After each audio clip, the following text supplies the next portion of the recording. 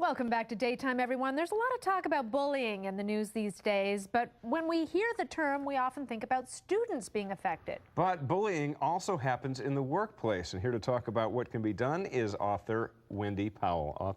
Wendy Powell, thank you very much for being here. And she bullies me all the time. Does she? Yeah, She does not. She does She's not. She's always bullying me. That is not true. It's but really it's a really important serious topic. subject. Yeah. Yes, it is. How prevalent is it? It's extremely prevalent.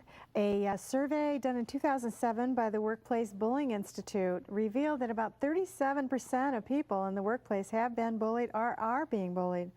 And of that 37%, there are about 20% that involve some statutory rights, meaning discrimination against the protected rights.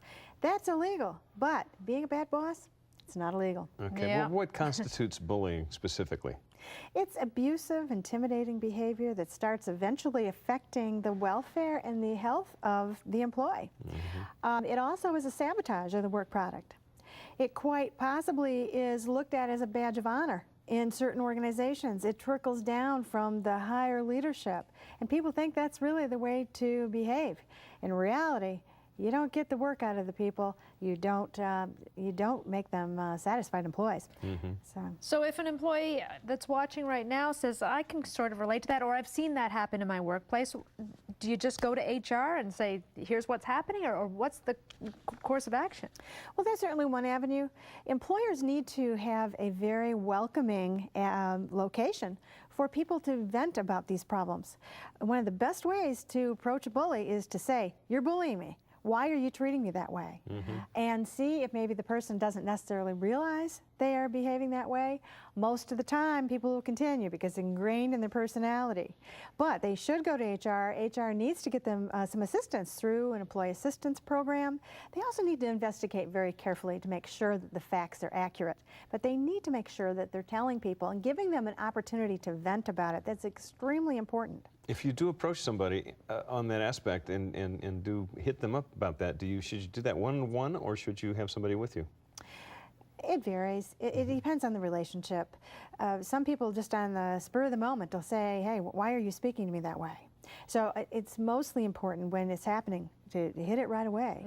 But people really do need to take care of it for their own personal well-being. They commonly vent to their coworkers. Now, the colleagues many times do not support what's going on because they're fearful that it'll happen to them as well. Well, I imagine the person who's having it happen to them, too, they're fearful of retaliation if they say anything to anyone. I mean, especially if they find themselves being bullied by a group, and then they think, okay, I've got nowhere to turn. Oh, very true. You know, they need to make sure, though, that they are reporting it up the chain of command.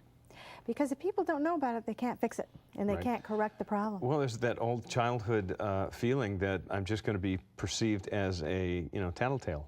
Oh, yes. Yeah, and people do look at it as it's a weakness if they report bullying behavior. But what would they rather do? Make it affect their health? And it does happen. It does wear away. There is legislation that's being introduced by the Workplace Bullying Institute across the country in many states that will certainly zone in on exactly what can be illegal about bullying behavior. They do need to be very finite. Right now it includes health effects, it includes repeated behaviors, and defining exactly what workplace bullying is. Does it help to have a paper trail to write down every incident, to have something concrete that you can say, here, on this date, at this time, this is the exchange, and then go down that list?